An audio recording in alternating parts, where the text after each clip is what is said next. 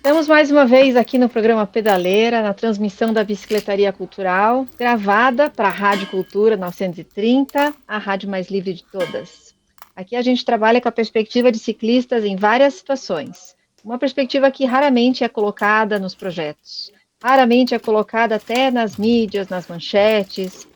Por exemplo, sabe quando você está numa rua, você vê a placa dizendo sem saída? Pois é, a gente pedestre e ciclista sabe que aquela rua tem saída.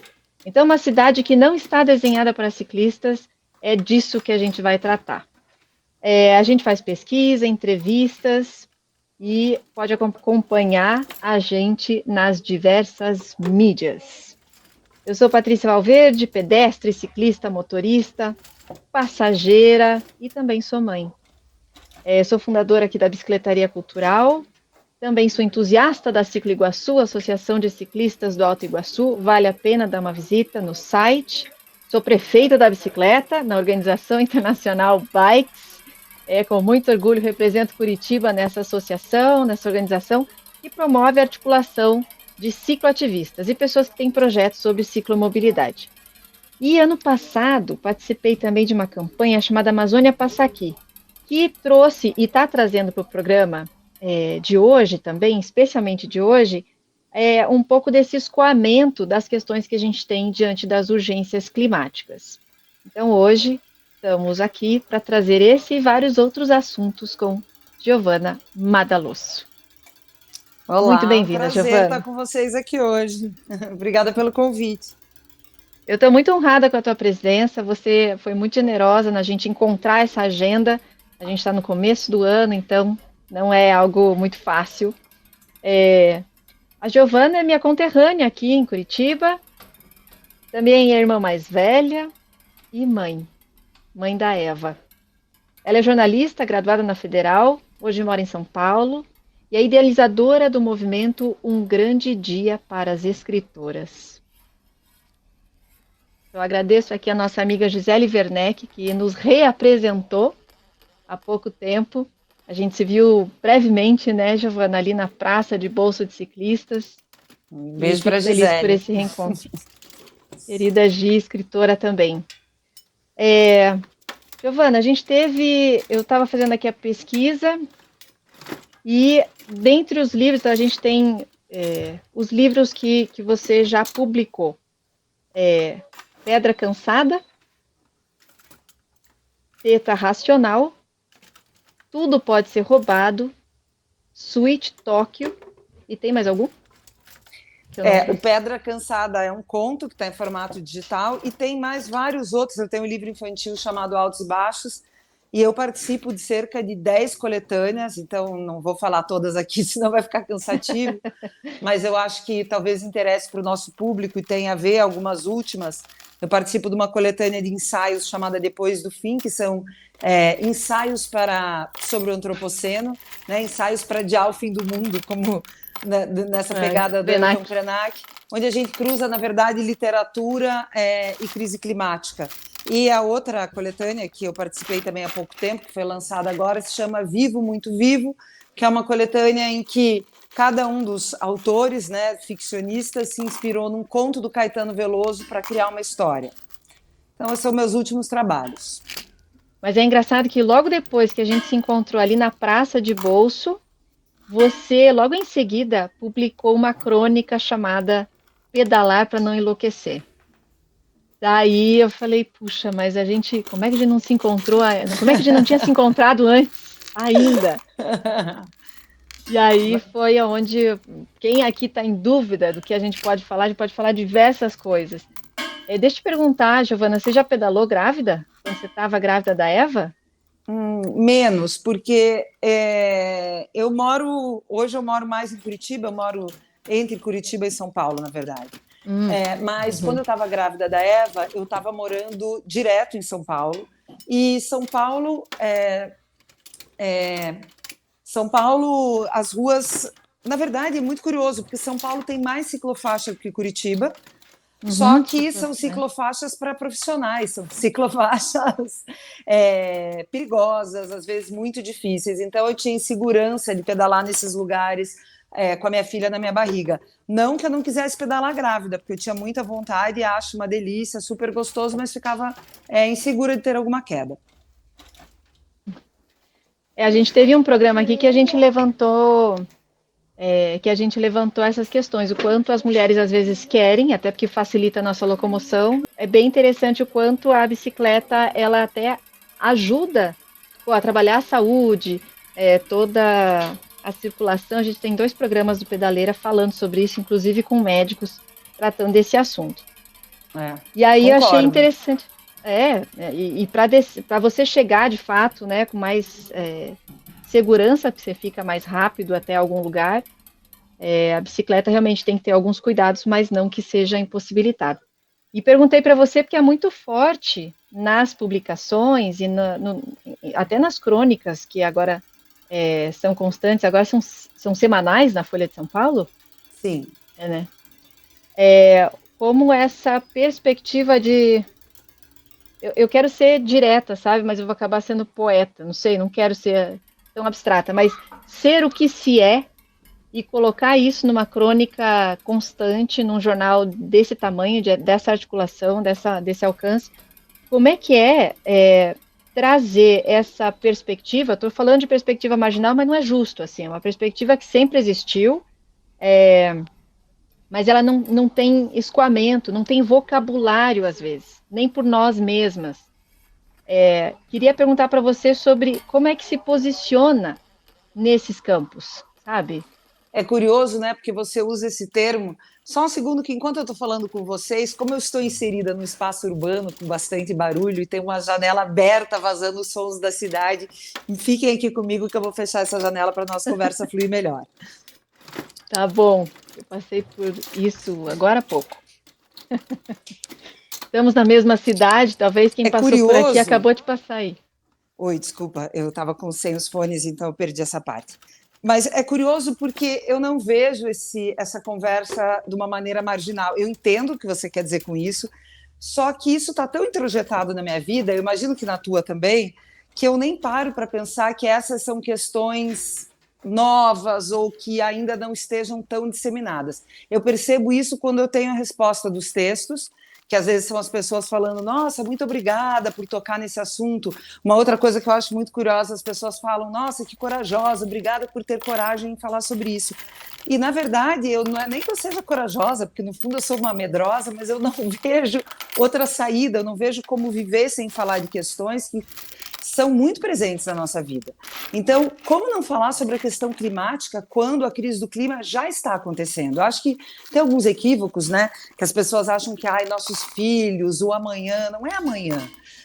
Por exemplo, em Curitiba, a gente teve temperaturas baixas demais. Um verão que demorou para chegar, um comportamento esquisito. Alguns lugares estão mais frios, outros lugares estão mais quentes. É só abrir o jornal todos os dias que a gente vai ver o que a chuva está fazendo no Brasil, que não fazia ou não fez há muitos anos. As nevascas nos Estados Unidos, muito mais fortes, os incêndios na Califórnia, as enchentes na Índia. Então, assim, a mudança climática está acontecendo nesse momento. E ela como se você empurrasse um dominó de peças que começa a cair, depois não dá mais para segurar. Os próximos anos vão ser muito duros. Não tem alternativa. Agora a gente vai decidir apenas se vão ser mais duros ou menos duros. Então, são conversas, né, como eu sempre falo, que não dá nem hoje para a gente conversar sobre feminismo, por exemplo, sem falar de crise climática, porque, como eu sempre falo, essa é uma crise que vai impactar todas as pessoas, né? É o palco onde todas as histórias vão se desenrolar, onde as histórias de amor vão se desenrolar, onde os cenários políticos vão se desenrolar, onde o nascimento, o crescimento e a decadência de cidades vão se desenrolar, e aonde lutas como a luta feminista vai se desenrolar. Porque quando a gente tem uma crise como a crise climática, né, que vai dar privação econômica, diminuição do PIB no mundo, isso vai recair com mais força nas mulheres, nos negros, nos menos privilegiados. Então, acho que a gente vive isso, um cenário de crise, um cenário em que todas essas coisas estão entrelaçadas, em que nunca mais elas vão se soltar, porque é dessa maneira, né, que tudo isso se comporta. E como olhar para esse horizonte e não falar a respeito dele? Eu não sei viver de outra maneira. Então, esse assunto que pode parecer marginal para algumas pessoas, eu entendo como um assunto central e um assunto que não tem como desviar, né? Vamos encará-lo, porque é o melhor jeito da gente trabalhar e chegar em boas soluções. É engraçado quando as pessoas reconhecem que isso ainda não foi dito o suficiente. E quando eu falo de vocabulário, e aí eu vou alinhar a esse cenário, como é que é para a mulher, por exemplo, circular na cidade, ou de bicicleta, ou a pé? Quais são as questões que envolve para ela? Então, realmente não está posto, não em forma de infraestrutura, não está posto em forma de vocabulário quando andar de bicicleta, andar a pé na cidade vai depender dos lugares mais iluminados para a gente, vai depender dos lugares que não tiverem tantos muros dificultando a nossa visão de campo e, enfim, pensando numa fuga, tudo, tudo. Então, assim, não está sendo construído mesmo, que nem quando eu dei o exemplo da placa, né, sem saída, não está sendo construída essa visão de quem usa a cidade pelo modal mais, como eu falei, da bicicleta, o modal mais ativo, né, que a gente tem como modal sustentável. E aí até eu acho que nessa nossa conversa me veio essa questão. Polêmica, tá? Nem eu sei dizer para onde que daria rumo uma conversa como essa. Mas quando eu falo de vocabulário, eu não estou me referindo à flexão do gênero e, sabe? Quando existe o elas, elo, né? Alguma coisa assim. Ainda não domino assim essa situação. Mas você já experimentou escrever dessa forma? Você já viu na organicidade da sua escrita esse vocabulário aparecer? Então acho que tem duas perguntas super interessantes, eu não quero perder nenhuma, eu vou segmentar o assunto e eu vou responder tudo. Por favor.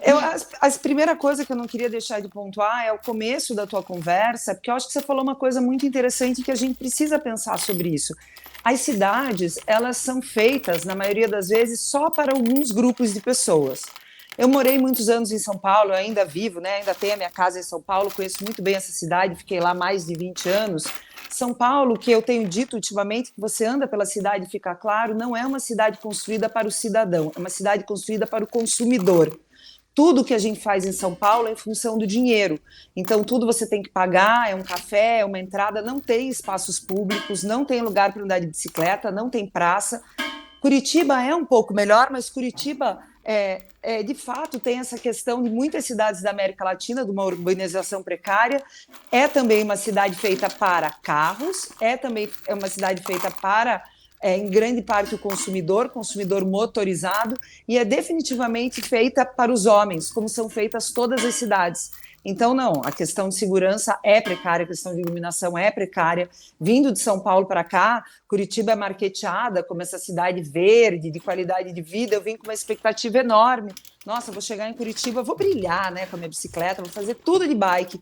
Quando eu chego aqui, eu encontro uma cidade que não tem ciclofaixa. É muito pouco, é muito menos do que São Paulo. Quer dizer, uma cidade que cuida do ciclista, é uma cidade que vai proporcionar, né, oferecer que você possa fazer vários circuitos da sua vida, ou pelo menos alguns com a bicicleta, e aqui não, aqui na verdade só tem algumas opções, alguns eixos centrais. Então, eu ando de bicicleta em Curitiba, e eu posso dizer que eu ando porque eu me recuso a deixar minha bike, mas é perigoso, é difícil. Mas é mais um motivo para a gente usar, porque estar na rua pedalando é uma maneira de pedir, de mostrar o nosso corpo, de dizer que essas ciclofaixas importam e exigir. Né? Então eu sigo pedalando, né? E dá tudo certo no final. Não tenham medo de sair com as suas bicicletas, é um ato de resistência e faz muito bem para a gente. E eu acho que tem essa segunda pergunta, que é uma pergunta muito inteligente, assim, muito legal. Ninguém nunca tinha colocado dessa maneira. E eu acho que é muito rica, porque, voltando um pouquinho à questão ambiental e à crise do clima, o que a gente observa? Que nós não temos mesmo vocabulário para tratar. Nós não sabemos como abordar. Há poucos anos, logo que eu descobri assim, o tamanho da bucha que vem, né, por aí, que a gente já está enfrentando da crise climática, eu me juntei a alguns jornalistas, poetas, e nós montamos uma plataforma para falar de mudança climática chamada Fervura. Se vocês quiserem, até podem procurar, vocês vão ver a página, as informações, tudo está em todas as redes. E o Fervura, também se chama Fervura no Clima, nós chegamos juntos à conclusão que a gente precisava de uma nova linguagem, até para falar de ambientalismo, porque essa linguagem usada até hoje, ou seja, uma linguagem mais sisuda, hermética, dos cientistas, alarmista, falando, nossa, nós precisamos resolver, não cola. Para a gente chegar nas festinhas, nas rodinhas de pessoa, na conversa de bairro, a gente precisa usar, e ali a gente faz uma opção no macro de linguagem, o que a gente usa é humor, a gente usa poesia, a gente usa tirinhas, porque são maneiras também de trabalhar a linguagem e quebrar esse flanco de resistência. A crise climática é uma coisa tão complexa que não é uma ou outra história, um ou outro discurso que vão resolver. Então, a gente precisa de diversas narrativas dessa história sendo contada na novela, na televisão, no cinema, nos quadrinhos, na poesia, na música. Através de várias narrativas concomitantes, a gente começa a trazer para a nossa vida, discutir, poder falar do ambientalismo de uma maneira mais orgânica, né? E também, dentro da linguagem, você fez uma pergunta sobre a questão dos pronomes. Né? Eu acho muito engraçado porque as pessoas perdem tanto tempo discutindo isso, as pessoas, no fundo, têm tanto medo das palavras, né? As pessoas acham, veja que inocência, as pessoas acham que se a gente começar a falar todes, o filho vai fazer uma opção sexual por causa disso. Né? O quão inocente é isso, o quão tolo é isso. Na verdade, essas são apenas palavras inclusivas, né, que fazem com que pessoas que ainda não se identificam com um lado ou com outro se sintam abraçadas, e elas devem ser abraçadas, né? Porque é claro que a gente tem que viver sem preconceito, né? Toda forma de amor é muito válida, não importa a modalidade que as pessoas escolham para estar vivendo essa forma de amor, e nós temos questões tão mais importantes para tratar hoje no mundo, né, como diminuir feminicídio, como melhorar um país com 33 milhões passando fome. Será que vale a pena deputados, vereadores ficarem na Câmara discutindo se vale a pena falar todes ou não, se vale a pena colocar placas no banheiro dizendo se pode, menina, não pode, desse é o do jeito, né? Com Yanomamis morrendo com invasão do garimpo. Quer dizer, são coisas tão bobas, mas, por outro lado, a linguagem sim é importante, porque é através dessas coisas, né, desses abraços que a gente põe na linguagem que a gente acolhe essas pessoas na sociedade. E eu fiz, e eu acho que cabe ao artista, ao escritor, fazer, às vezes, algumas invencionices, e eu geralmente escrevo de uma maneira normal, vamos dizer, dentro da regra, da norma culta, mas nesse meu último conto, que eu até comentei, né, que saiu nessa coletânea chamada Vivo, Muito Vivo, que é inspirada em músicas do Caetano Veloso, me propuseram escrever uma história em cima de Tigresa, que é uma música muito feminina do Caetano, né? Uma música que fala de uma mulher desse homem que tem uma relação com uma mulher mais velha, muito livre, emancipada, e nesse conto especificamente eu resolvi mexer nos pronomes, e eu fiz o quê? Nós nem reparamos, mas a gente faz uma concordância sempre no masculino. Palavras neutras, né, como táxi, a gente não fala a táxi, a gente fala o táxi. Ou seja, a linguagem ela reflete o que a nossa sociedade a nossa sociedade patriarcal, é a concordância com o gênero masculino. E nesse conto, especificamente, eu subverti isso, fiz com que tudo que era neutro concordasse com o feminino. Então, nesse conto, por exemplo, tem a canal, a táxi, e isso gerou incômodo nos leitores. Muitos leitores não gostaram, falaram, puxa, que chato, que incômodo. E aí eu pensei, foi um teste, talvez tenha sido incômodo mesmo, mas mais incômodo ainda, e é isso que eu queria lembrar para os leitores, é viver numa sociedade em que as mulheres, incrivelmente, em 2023, ainda não gozam dos mesmos privilégios que os homens. Sim, sim. Nossa, muito obrigada por esse panorama. A mesma coisa aconteceu numa experiência, eu não sou jornalista nem nada, mas já experimentei fazer um editorial aqui na rádio, que é aquele textinho que começa o programa, ao invés da gente falar sejam muito bem-vindos, né? Estamos aqui, enfim, qualquer coisa que fosse o plural, eu coloquei na mulher, né? Coloquei no feminino. E ele pareceu que ele segregou demais o texto mesmo. Mas por quê, né? Por que a gente achava que aquele que trata o masculino é mais inclusivo, quando a gente já viu que escoando para a sociedade, para a história, para a política, isso não aconteceu. Então, acho que vale o exercício de quando for plural, quem sabe vai para o feminino, então. Né? Sim, é inofensivo. E assim, não tenham medo das palavras. Tenham medo de estar no país que mais mata homossexuais do mundo, que mais mata trans do mundo. É disso que a gente tem que ter medo. Você falou do site Fervura, ou do grupo Fervura, né? Então tem fervura.net, foi lá que eu achei o texto Patada de Carbono. Achei fantástico o texto que você fez. E ali, inclusive, me inspirou, que se a gente tivesse lá no estúdio da rádio, eu pensei nós duas ali na hora fazer a nossa. Eu ia fazer a minha pegada de carbono, como você fez a sua. E aí, Legal. lá você colocou na sua. A sua conta tá alta, minha conta não tá tão alta assim, tá tudo bem, que ótimo, porque realmente as viagens são algo que ali no teu texto, né, pegada de carbono, aponta como algo muito crucial. E aí é onde a gente chega nas nossas armadilhas contemporâneas, né? Como a gente vai resolver algumas questões que ainda não estão criadas. E eu lembro que quando eu fui, eu não sou muito de viajar, mas quando eu fui para Londres, eu conheci uma menina da Dinamarca e ela falou que ela estava indo no dia seguinte visitar o namorado dela na Dinamarca, a gente estava na Inglaterra, e ela estava indo de trem. E daí ia demorar 3 dias até ela chegar na Dinamarca, visitar ele, ficar 2 dias e depois voltar. Falei, poxa, por que você não pega um avião? Por que você já não vai assim, se tem tanto pouco tempo? Ela, não viaja de avião. E isso foi em 2010. Ela me trouxe um lugar e ela também só pedalava, não pegava metrô, a gente se encontrava em algum ponto, mas ela ia de bicicleta. E foi lá que eu me inspirei ou imergi nesse universo da ciclomobilidade ou do cicloativismo, que foi lá que eu comecei a pedalar, inclusive, deixei a minha filha aqui de 2 anos, fui pedalar e o que eu mais percebi era as crianças curtindo muito estar na cadeirinha da bicicleta. Então, é assim que eu costumo contar a minha história. Mas eu queria te perguntar isso: você já fez ou vai fazer cicloviagens? Ou como alternativa de uma prática, ou até para a gente poder ter essa experiência de tempo e espaço na viagem? O que você acha? Nossa, é Uma muito legal esse cicloviagem. ponto do tempo e espaço. Foi super legal você falar disso. Só para pontuar, para quem está ouvindo a gente e não sabe, os aviões são disparado o meio de transporte que mais emite carbono no planeta, né? E os transportes, em geral, são grandes vilões da crise climática. O petróleo é o grande vilão, né? Gasolina, diesel. Deixa eu aproveitar o embalo que eu estou aqui.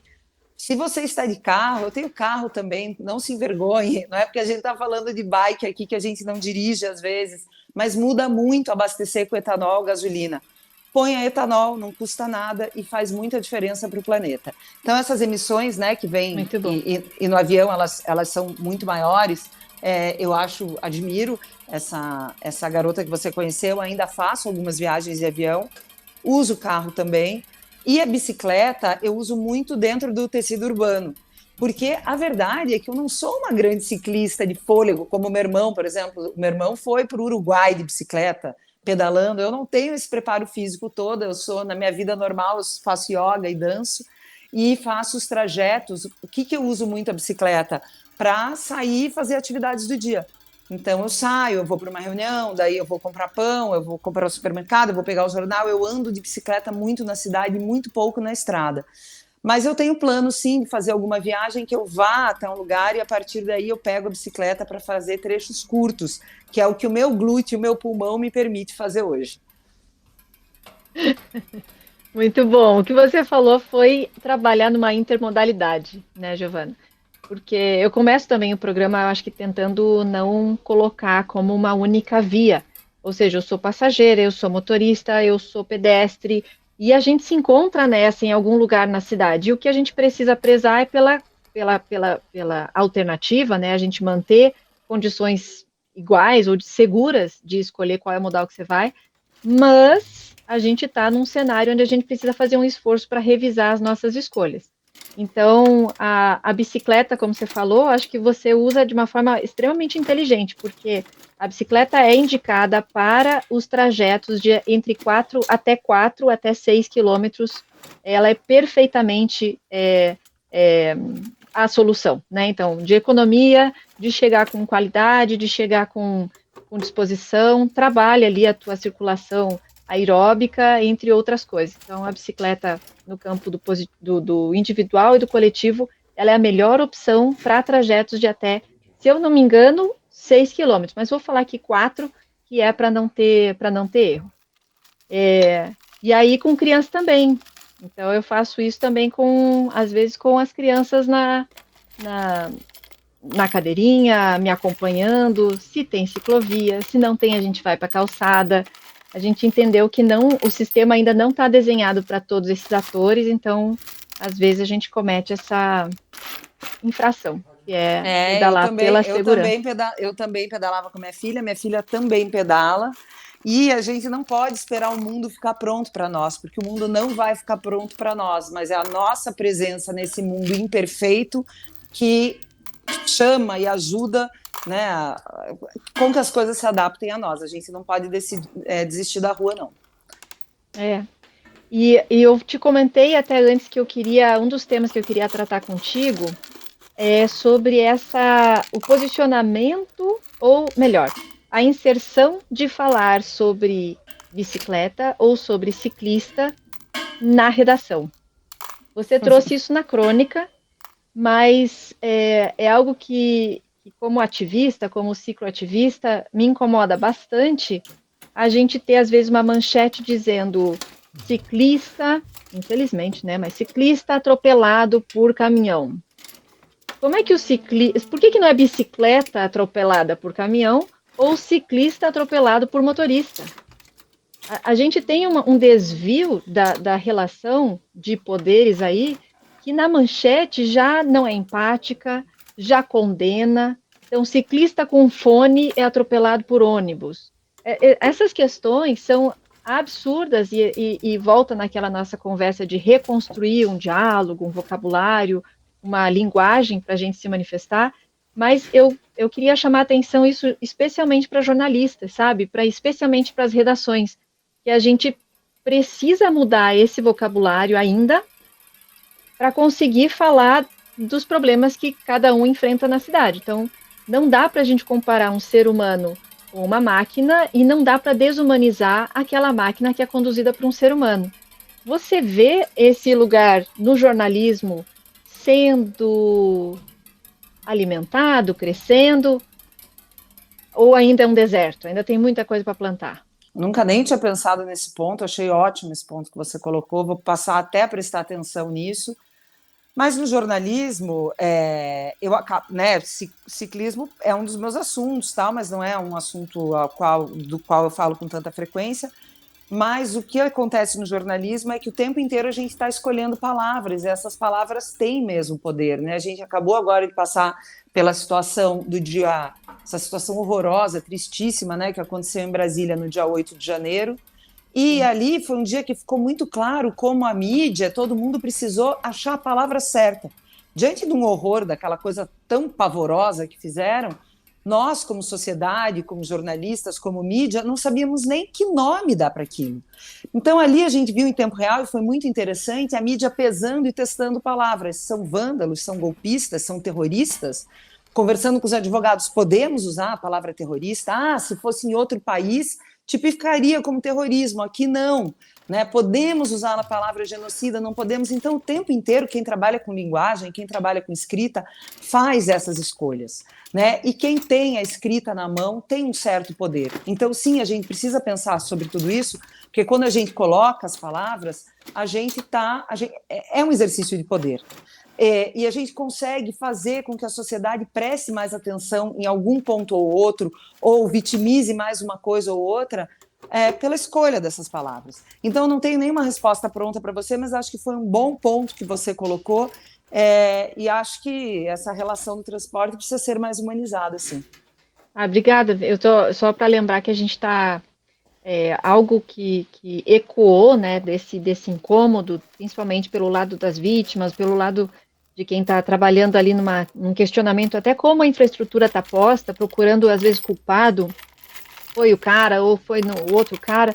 Não, às vezes até a própria infraestrutura está contribuindo para aquela colisão, e, inclusive, a gente sentiu atendido, eu digo a gente, cicloativistas, e espero que a sociedade também, que a Associação Brasileira de Normas e Técnicas, que é a ABNT, ela indicou que deve ser abolida, deve ser evitada a palavra acidente nessas mídias, e eu estou vendo a repercussão, ou seja, acidente já não é mais uma palavra tão mais comum, pelo menos o meu olhar está percebendo isso, porque acidente é quando as coisas não são...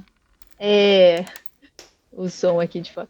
Quando o acidente é uma palavra que indica algo inevitável, algo que não tinha fatores que pudessem indicar que aquilo acontecesse.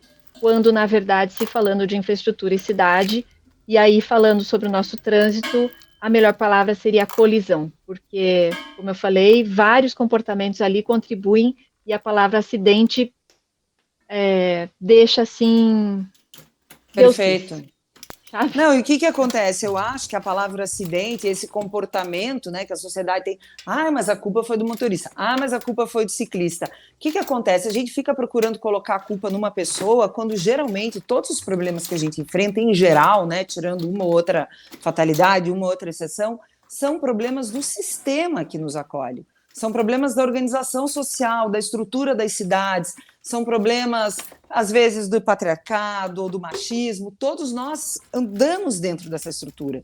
Então, assim, essas coisas acontecem porque a cidade não está preparada, né? Porque o motorista não recebeu, talvez, a orientação necessária. Quando a gente começa a colocar a culpa um no outro, entre nós estamos aliviando a culpa do urbanista, do governante, que é a pessoa que tem que se encarregar para que as coisas funcionem. Então, eu procuro sempre, como eu sempre falo, não vamos colocar a culpa no indivíduo, vamos analisar a situação e olhar para esse sistema que nos acolhe e ver onde é que estão as falhas e cobrar deles, cobrar dos governantes as melhorias, né? O processo é esse, né? Identificar e depois a ação para direcionar para onde que todo mundo vai reivindicar as questões. Eu falei para você que eu queria falar sobre a questão de jornalismo, a gente está falando sobre vocabulário, e eu vi tanta força no seu trabalho também como a mãe, a mulher, a jornalista, a que saiu dessa cidade e foi para outra cidade. Então, assim, para mim é muito, no meu momento pessoal, inclusive, eu estou com meu terceiro filho, todos os programas do Pedaleira, o Aron sempre aparece, ele está amamentando, então eu não falo, eu já passei por cima do que seria a vergonha para mim já não faz mais sentido nenhum. Aliás, acho que deixei de ser adolescente porque perdi vergonhas, acho que só agora com 40 anos. E então, assim, então vou retomar um pouquinho desse ser o que se é na idade, e sabendo o que se espera. Sabendo que a gente ainda vai ter que nem na teta racional, a nossa cabeça ainda continua sabendo qual é a nossa, onde é que a gente está na escala comercial, onde é que a gente está na escala do mercado. Então, fica aqui a pergunta sobre uma que nem você já falou, né? É algo que não tem mais como fugir, né? Os vocabulários, o momento, os assuntos, todos fundem num manifesto. Porque às vezes é isso, né? Se as pessoas acreditam que você está falando algo novo, que você está falando algo que as representa e elas te agradecem, acho que são manifestos. E eu vi também que você falou sobre última crônica, o quanto você teve que lidar com reações, com denúncias, com agressões, que não deveriam ser naturalizadas, não deveriam vir de nenhuma parte, mas a gente faz manifestos, né? E entramos nesse momento de não conseguir mais desvincular um assunto de outro, a não ser tratar de todos eles de uma forma ativa, né? Presente. Então, você acha que a gente está rumando para isso, né? Para a gente ter um jornalismo que consiga se reorganizar. Talvez você está no campo do editorial, acho que é mais jornalismo mesmo, sabe? Entre as pessoas que estão se organizando, coletivos de jornalistas, como tem o Fervura, como tem também, como que é o nome lá da organização? Qual? A organização das mulheres escritoras, um grande dia para as escritoras. Dia para as escritoras, esse é o meu trabalho de ativismo no feminismo. Não feminino, daí você tem outro ativismo como mãe, outro ativismo como ciclista. Não dá para deixar de ser o que se é, né, Giovana? Não, é que eu tenho uma crença muito profunda. Eu acho que as pessoas ficam apavoradas com a mudança. né? Ai, nossa, eu já tenho isso aqui, esse meu jeito de viver, eu consegui aqui ter essas coisas, essa minha casa, meu carro, minha família. Eu não quero que nada mude. As pessoas têm muito medo da mudança. E, na verdade, todos nós vamos ter que mudar. Porque, de novo, né, e recapitulando, nós estamos frente a essa crise enorme que vem por aí e que vai mudar as relações. As relações permeadas pela tecnologia já vão mudar. Nós vamos ter que mudar como planeta. A gente querendo ou não querendo, a gente vai ter que repensar meio de transporte, a gente vai ter que repensar consumo, a gente vai ter que repensar o nosso comportamento. A gente precisa construir um país que seja mais amigável e um planeta que seja mais amigável com negros, com mulheres, com indígenas. Então, assim, a gente não tem outra opção.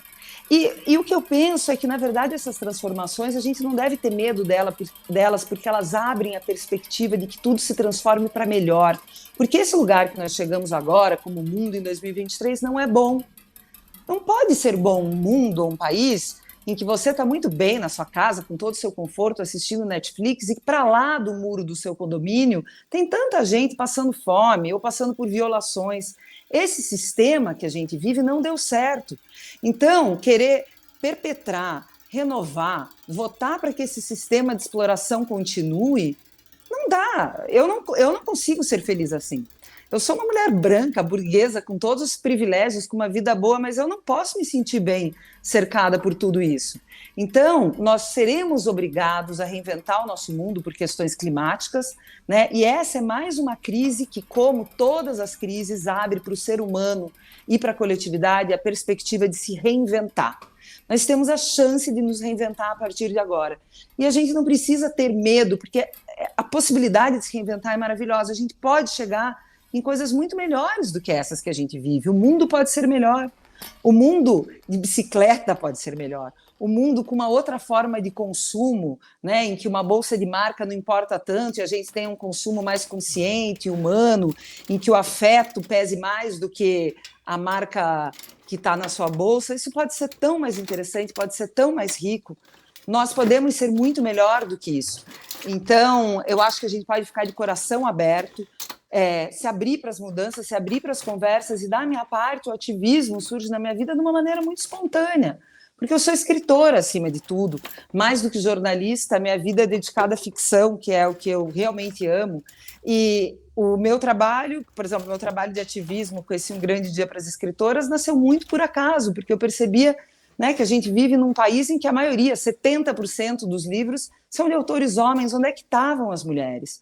Então, no ano passado, que foi como surgiu essa ideia, eu tive a ideia de marcar um dia em São Paulo, durante uma feira do livro, e chamar as escritoras mulheres para fazerem uma foto, para que a gente pudesse colocar na capa do jornal e da revista, né, virou capa da Folha de São Paulo, e mostrar quem são as mulheres que estão escrevendo, onde é que está essa literatura.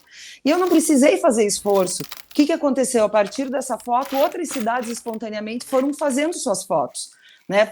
Essas fotos acabaram acontecendo em 50 cidades do Brasil e do mundo, e fotografando 2.250 mulheres, não porque eu corri atrás, temos que defender essa causa, mas porque é um chamado que ecoa no coração das pessoas, porque eu não estou sozinha. Eu não sou a única escritora que sente esse problema. Muitas escritoras sentem que sua voz não é ouvida, né? Muitas pessoas. Nós vivemos em um sistema que tem muita gente que está fora dele. Essas pessoas querem entrar, querem ser incluídas. Então, o ativismo é essa abertura. Né? Quando a gente traz isso, as pessoas vêm, a gente não precisa chamar muito. As pessoas estão tão carentes, né, dessas transformações. Então, acho que tudo surge de uma maneira muito orgânica, muito pouco planejada, mas com certeza muito apaixonada. E assim a gente fica muito emocionado. Eu Que fico bom. emocionada, Giovana. A emoção faz bem pra gente. Tá ótimo. Faz. É a nossa qualidade de afetar e ser afetado, né? Não tem como fugir. Pessoal, acho que a gente está chegando ao fim desse programa delicioso de falar sobre o universo. Não queremos pouco, não precisa querer pouco. Eu estava lendo essa última crônica que, pelo menos a última crônica que foi publicada, e a Giovana, ela fala: poxa, mas eu sou a filha da formiga. Uma caneta na mão, o avental e a ração de cachorro. Como é que eu posso ser alvo? Nós somos muito potentes, né, Giovana? Você nesse programa reconheceu também que essa caneta, essa palavra isso tem poder. Nós somos políticas. Já dizia o artista Joseph Beuys, falava para a gente que todos são artistas e que a gente tem que publicizar mais os nossos problemas. Então, se alguém quiser saber por onde começa a ser quem você é, publicize os seus problemas e você vai encontrar pessoas que também estão sentindo a mesma coisa e vai ecoar, então, uma forte reação, manifestação, e a gente, quem sabe, chega em em algum lugar se chega, né? Porque coletivamente a gente chega. Eu quero Pode colocar falar. uma coisa só para complementar, que eu acho bacana a Claro. gente pensar. Tem muitas pessoas que falam: mas eu não quero me envolver com política, eu não gosto de me envolver com política, eu não sou política. Não se envolver com política também é um gesto político. Quando você se aliena, isso também é um gesto político e isso também traz consequências. Então, já que tudo é político e tudo é político, né? Quando você vai no supermercado e você escolhe se você quer comprar um alimento que foi plantado perto da sua casa ou se ele veio de avião lá, não sei de que país, produzindo carbono, essa pequena escolha, né, entre duas frutas é uma escolha política. Nós vivemos uma época em que as coisas são dessa maneira. Então, já que é dessa maneira e que não tem escapatória, que a gente possa fazer da política aquilo que ela pode trazer melhor para a gente, né? Certamente. Muito obrigada, Giovana Madalosso, aqui no programa Pedaleira.